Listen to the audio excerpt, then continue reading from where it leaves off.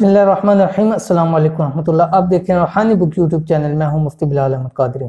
आज अल्हम्दुलिल्लाह 27वें पारे की खुलासा लेके हाज़िर हुए हैं, क्योंकि 27वीं तरावी और उसकी निस्बत से 27वें पारे का खुलासा लेके हाज़िर हुए हैं। आपसे गुजारिश है कि अगर आपने अभी तक हमारा रूहानी बुक यूट्यूब चैनल सब्सक्राइब नहीं किया, इसको सब्सक्राइब कर लें, साथ बेल आइकन के बटन को दबा लें ताकि हमारी आने वाली तमाम लेटेस्ट वीडियोज़ आप बर वक्त देख सकें। तो पारा नंबर 26 के आखिर के अंदर सूरत ज़ारियात थी, जिसके अंदर एंड के अंदर हमने आपको बताया था कि हज़रत इब्राहीम अलैहिस्सलाम के पास फरिश्ते आए थे मेहमान बनकर इंसान। तो उन्होंने करीमाना अखलाक की वजह से बछड़ा तक ज़बह कर लिए जो उनके खाने के लिए उन्होंने बनाया था, लेकिन बाद में उन्होंने बताया था हम फरिश्ते हैं और हमें कौम लूत की तरफ भेजा गया कि जाके उनकी कौम पर पत्थरों की बारिश करें और उनको नेस्तो नाबूद कर दें। उसके बाद अल्लाह ताला ने इस सूरत के आगे अर्ज़ व समा की तख्लीक का जिक्र किया, जो हम पहले आपसे काफ़ी दफ़ा जिक्र कर चुके हैं।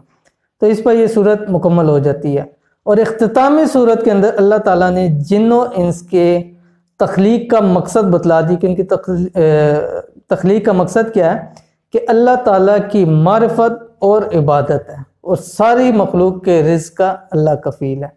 इन आयात के ऊपर अल्लाह ताला ने ये सूरत मुकम्मल होगी। इसके बाद आगे नई सूरत शुरू होती है, जिस सूरत का नाम है सूरत तूर।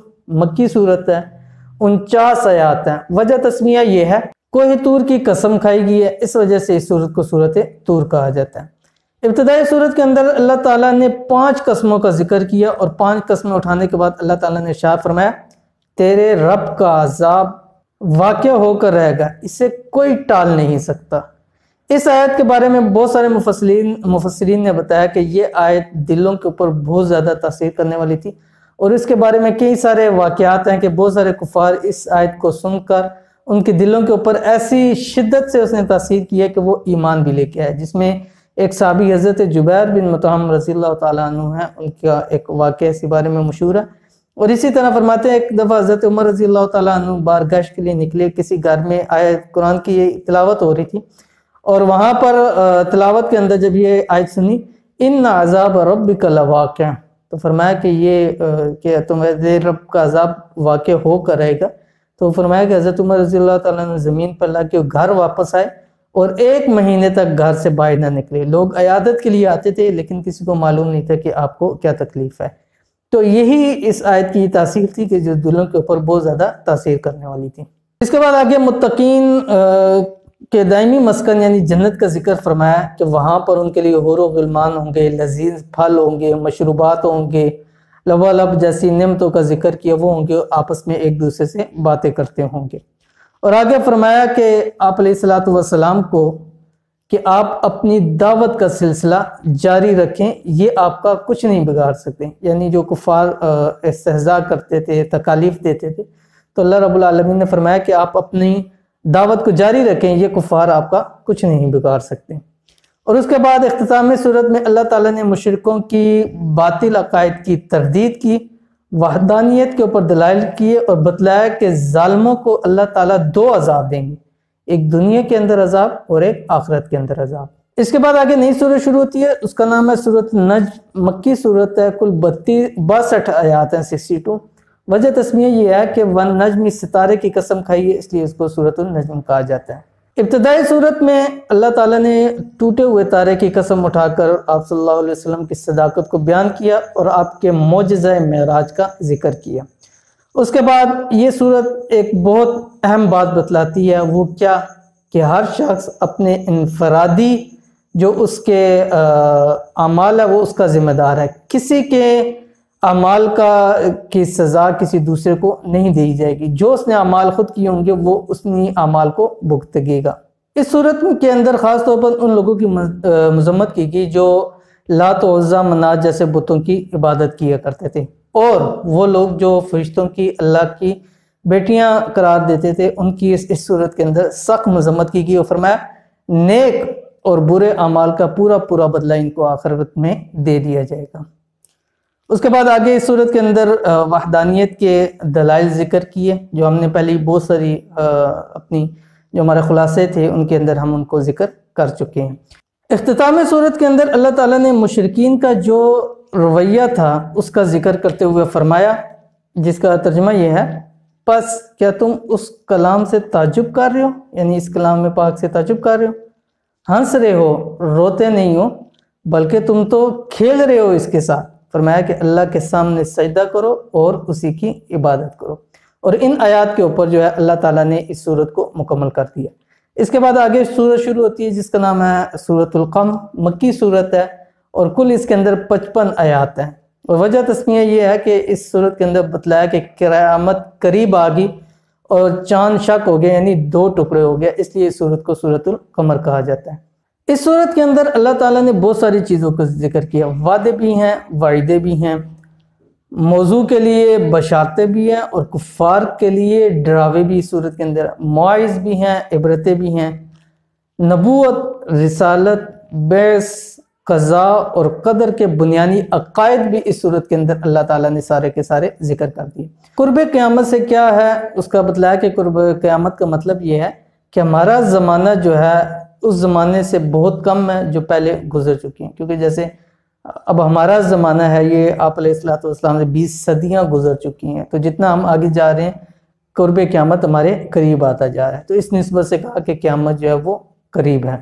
اور اسی طرح آپ علیہ السلام کی ایک حدیث ہے بخاری مسلم میں جس کو نقل کیا گیا، آپ علیہ السلام نے قیامت کے بارے میں فرمایا کہ قیامت جو ہے میں اور قیامت اس طرح بھیجے گئے، یعنی 2 انگلیوں کے اشارے کی، یعنی دونوں ایک ساتھ ہیں۔ اور اس کے بعد آگے شق قمر کا وہ مشہور معجزہ جو کفار نے مطالبہ کیا تھے کہ چاند 2 ٹکڑے ہو جائیں، آپ علیہ السلام نے انگلی کو اشارہ کیا اور چاند 2 ٹکڑے ہو گئے، اس معجزے کا بھی اس صورت کے اندر ذکر کیا گیا۔ اس کے بعد اس صورت کے اندر مشرکین مکہ کو ڈرایا گیا سابقہ قوموں کے حوالے سے، جیسے قوم عاد، سمود، صالح، قوم لوط کے اوپر عذاب آئے تو ان کے عذاب سے ڈرایا گیا کہ تم بھی ان عذاب سے ڈرو، کہ ایسا نہ ہو کہ تم نے بھی اگر اللہ کے حکموں کے اوپر اور اس کے رسول کی اطاعت نہ کی تو تمہارے اوپر بھی ایسے عذاب آ سکتے ہیں، تو اگر تم عذاب سے بچنا چاہتے ہو تو ایمان لے کے آؤ اور اللہ اور اس کے رسول کی اطاعت کرو۔ اس صورت کے اندر تباہ شدہ اقوام کا اللہ تعالیٰ نے ذکر کیا، اور اس کے بعد عمومی طور کے اوپر بعض بار اس سوال کو اللہ تعالیٰ نے دہرایا، جس کا ترجمہ یہ ہے بتاؤ میرا عذاب اور میری ڈرانے والی باتیں کیسی رہی، تو اس کو بار بار مقرر اللہ تعالیٰ نے ذکر کیا۔ اور اس سوال کے ساتھ آگے متصل یہ بھی ذکر کر دیا جس کا ترجمہ یہ ہے اور بے شک ہم نے قرآن کو سمجھنے کے لیے آسان کر دیا، پس کیا کوئی نصیحت حاصل کرنے والا ہے، جو کہ وہ مشہور آیت ہے وَلَقَدْ يَسَّرْنَا الْقُرْآنَ لِلذِّكْرِ فَهَلْ مِن مُدَّكِرٍ۔ تو جہاں اللہ تعالیٰ نے یہ آیت نازل کی جس کے ترجمے میں تھا کہ میرا عذاب اور میری ڈرانے والی باتیں کیسی رہیں، اور ساتھ ساتھ یہ بھی بتلا دی کہ ہم نے قرآن کو نازل کر دی، اگر ہدایت لینا چاہتے ہو تو اسے ہدایت لے سکتے ہو۔ اور اختتامی صورت کے اندر فرمایا کہ ہم نے ہر چیز کو اندازے کے ساتھ پیدا کیا، اور آخری آیت کے اندر فرمایا کہ متقین کو اچھے انجام، اللہ کی رضا اور عزت والے مسکن کی بشارت سنائی گئی ہے۔ اس سے آگے نئی سورت شروع ہوتی ہے جس کا نام ہے سورت الرحمن، مدنی سورت ہے، کل اس کے اندر 78 آیات ہیں۔ وجہ تسمیہ یہ ہے کہ اللہ تعالیٰ کی صفاتی ناموں میں سے ایک نام الرحمن سے سورت شروع ہوئی ہے، اس لیے اس کو سورت الرحمن کہا جاتا ہے۔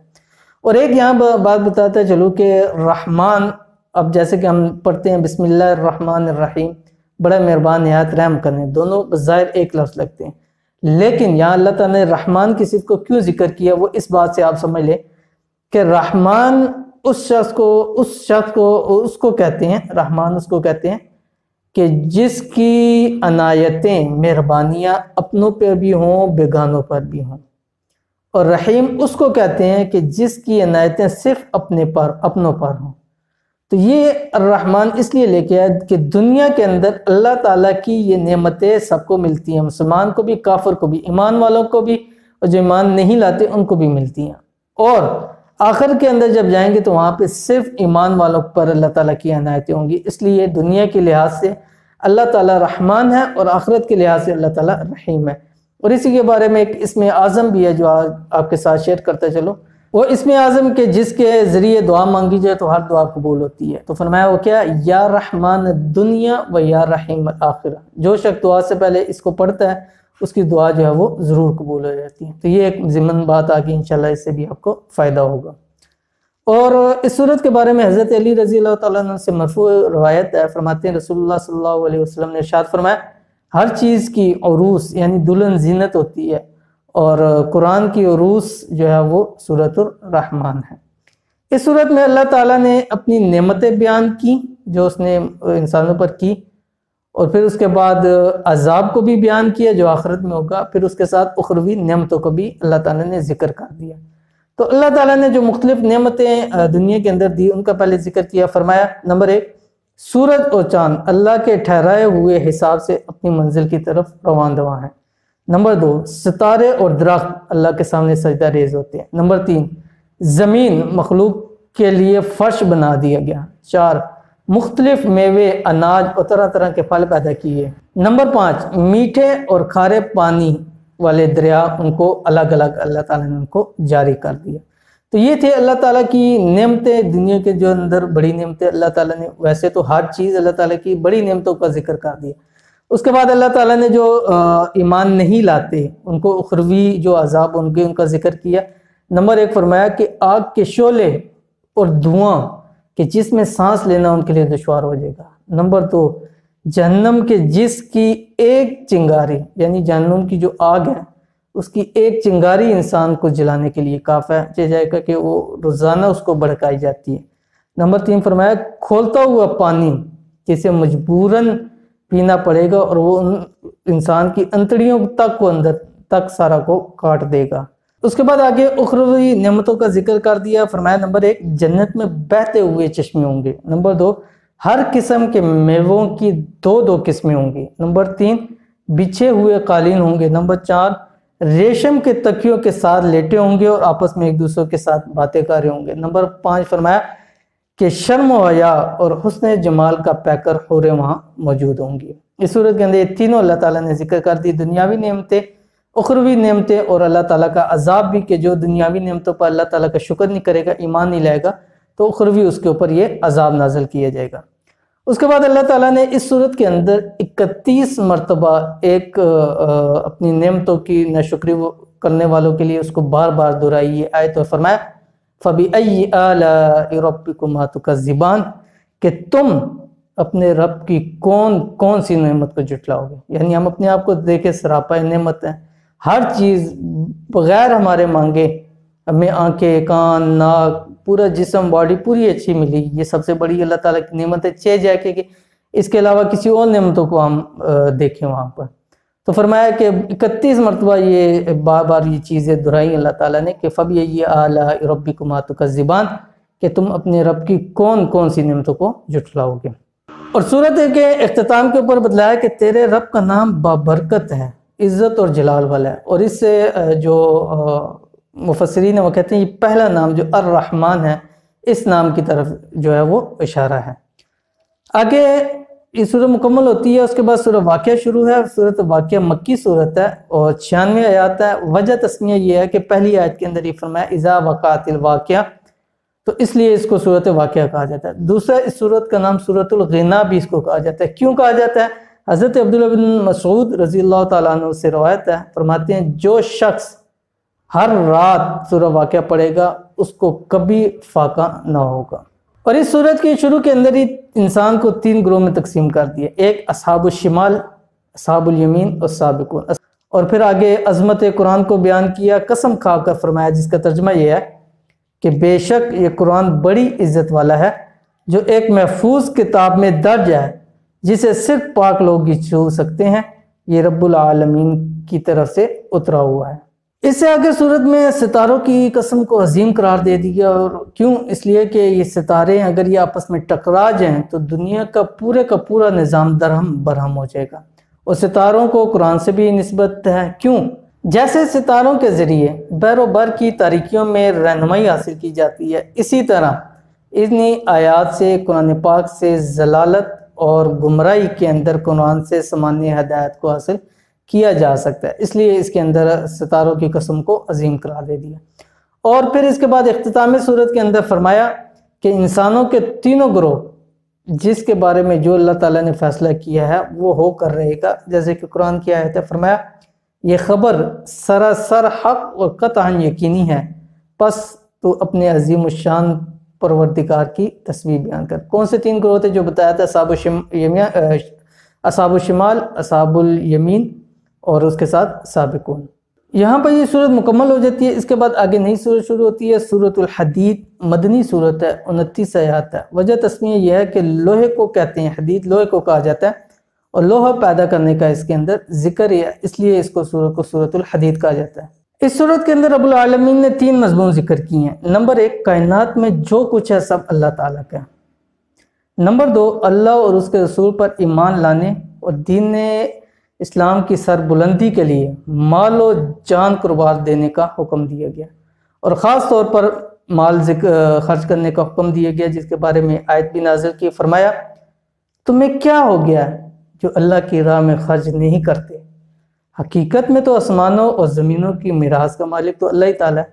जब सब कुछ अल्लाह का ही है तो अल्लाह के रास्ते में क्यों नहीं खर्च करते? तो इस सूरत के अंदर ख़ास तौर के ऊपर इन्फाक सबीलिल्लाह यानी अल्लाह के रास्ते में खर्च करने का जिक्र किया गया।